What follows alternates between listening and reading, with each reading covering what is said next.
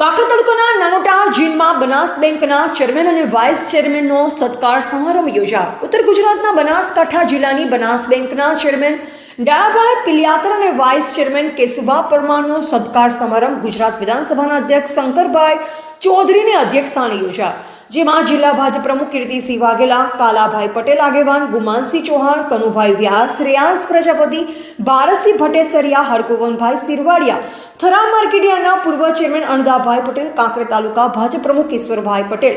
બંને મહામંત્રી, કિસાન મોરચો મહામંત્રી બાબુભાઈ ચૌધરી, દિનેશભાઈ ઠક્કર મંત્રી, કાંકરા તાલુકા ખરીદ વેચાણ સંઘના ચેરમેન અમૃતભાઈ દેસાઈ, પૂર્વ સરપંચ મનુભાઈ જોશી ચીમનગઢ, કાંકરા તાલુકા યુવા રાજપૂત જાગીરદાર કેળવણી મંડળના પ્રમુખ પુનુભા વાઘેલા, પ્રધાનજી રાઠોડ, હોટેલ રાજધાની, પાદરડી સરપંચ નાગજીભાઈ ચૌધરી સહિત મોટી સંખ્યામાં લોકો ઉપસ્થિત રહ્યા અને સૌપ્રથમ દીપ પ્રાગટ્ય કરી કાર્યક્રમને ખુલ્લો મૂક્યો હતો.